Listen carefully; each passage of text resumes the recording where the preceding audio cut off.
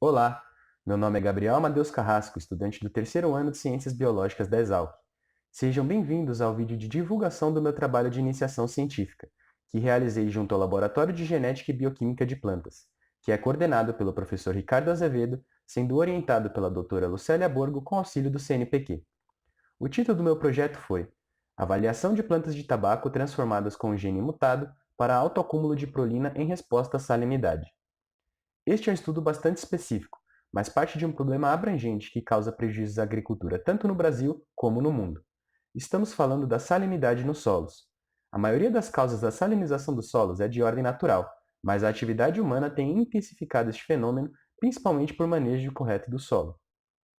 Para a maioria das espécies cultiváveis, a alta salinidade do solo é um tipo de estresse abiótico, onde a planta precisa acionar mecanismos de proteção que permitam seu crescimento e reprodução. Muitos não sabem, porém, plantas transgênicas são muito úteis para a pesquisa. Neste estudo, usamos plantas transgênicas de tabaco, que é uma planta modelo para estudos na área da genética e da fisiologia vegetal. Estas plantas foram geneticamente modificadas para que produzissem em grande quantidade um aminoácido, permitindo que a planta seja mais tolerante e resistente ao estresse abiótico.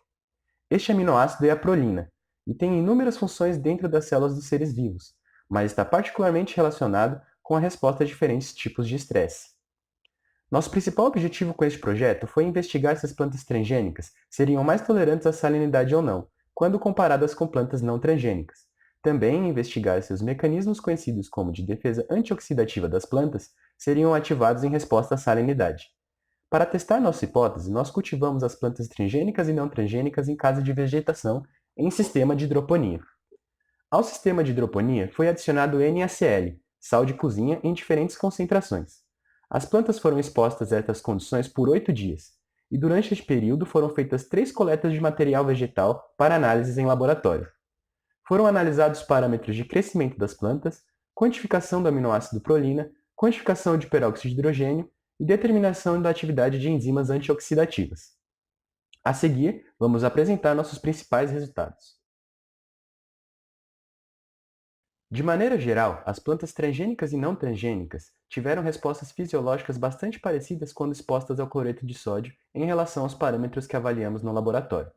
Por exemplo, a produção de biomassa não foi afetada negativamente, ou seja, mesmo na presença das doses testadas de cloreto de sódio, as plantas continuaram crescendo ao longo dos 8 dias. Entretanto, alguns fatos interessantes foram constatados. A produção de biomassa das raízes de plantas transgênicas foi maior após 4 dias de exposição à dose intermediária de cloreto de sódio, em comparação às plantas não transgênicas. Nesta mesma dose, encontramos também, nas plantas transgênicas, a maior concentração de prolina. Isto indica que as raízes destas plantas apresentaram melhor performance quando expostas à salinidade nesta dose específica.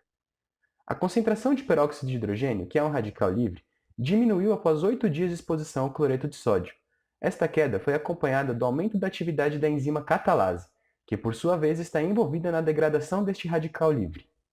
É possível que a concentração do radical livre tenha diminuído em função do aumento da atividade da enzima catalase neste período. Em conclusão ao nosso estudo, podemos sugerir que houve resposta antioxidativa ao cloreto de sódio, tanto nas plantas transgênicas como nas não transgênicas, evidenciado pela diminuição do radical livre ao longo do tempo, acompanhado do aumento da atividade da enzima catalase. Aparentemente, a maior concentração de prolina encontrada em plantas transgênicas não está associada com a ativação da resposta antioxidativa, e sim com outras respostas fisiológicas que possibilitaram às plantas transgênicas acumular maior biomassa radicular. Entretanto, estudos mais detalhados devem ser conduzidos para melhor elucidação dessa resposta. Agradeço a todos que me auxiliaram na condução desse projeto e também pela atenção de vocês. Muito obrigado!